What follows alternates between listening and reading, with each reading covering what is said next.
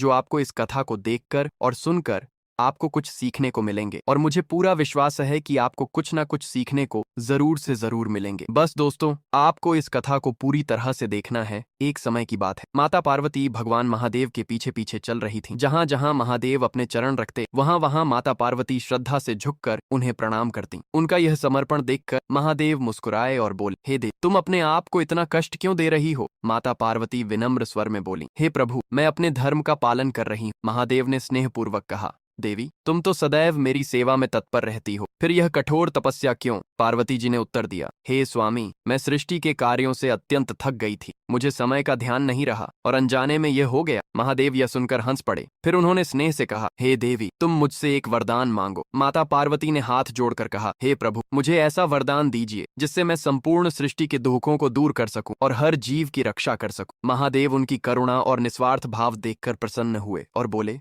देवी, तुम कितनी महान हो कि अपने लिए कुछ नहीं मांगती, फिर भी अपने लिए भी कुछ मांगो। माता पार्वती मुस्कुराईं और बोली, हे प्रभु, यदि आप प्रसन्न हैं तो मुझे यह वरदान दीजिए कि सृष्टि के सभी जीव मुझे माँ कहकर पुकारें और आपको पिता माने। मैं सबका पालन पोषण करना चाहती हूँ। महादेव ने उनके मस्तक पर हाथ रखकर आशीर्वाद दिया और कहा, हे देवी, आज से तुम संपूर्ण सृष्टि की माता हो और मैं उसका पिता। जब भी किसी पर संकट आएगा, मैं उसकी रक्षा अवश्य करूंगा। यह सुनकर माता पार्वती का हृदय आनंद से भर उठा। कुछ समय बाद महादेव पार्वती जी को एक सुंदर पर्वत पर ले गए। वहां शीतल वायु बह रही थी, चारों ओर हरियाली थी और वातावरण अत्यंत शांत था। पार्वती जी ने प्रसन्न होकर कहा, हे प्रभु, यह स्थान तो अत्यंत सुंदर और मन को शांति देने वाला है। महादेव बोले, हे देवी, यहाँ बैठने से तुम्हें और भी आनंद प्राप्त होगा। दोनों पर्वत के नीचे बैठ गए। तभी पार्वती जी ने वन से रंग बिरंगे फूल तोड़े और प्रेम पूर्वक महादेव के चरणों में अर्पित कर दिए। महादेव उनकी भक्ति से अत्यंत प्रसन्न हुए। उन्होंने अपने हाथों से एक सुंदर कंगन उठाया और माता पार्वती के हाथों में पहनाते हुए कहा, हे देवी,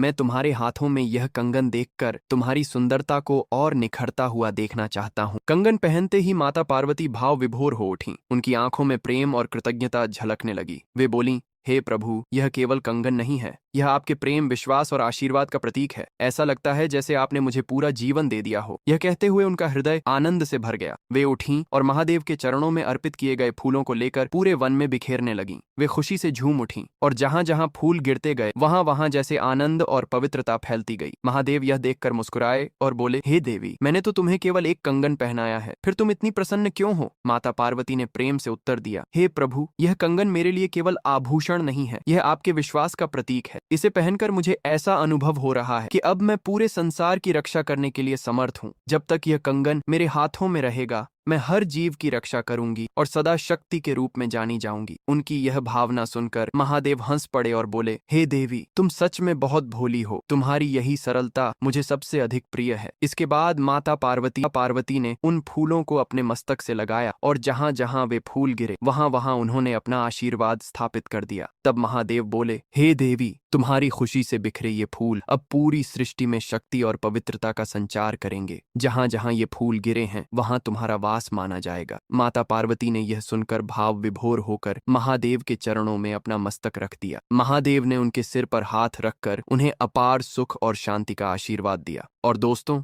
इस कथा को बनाने के लिए मुझे बहुत मेहनत लगता है।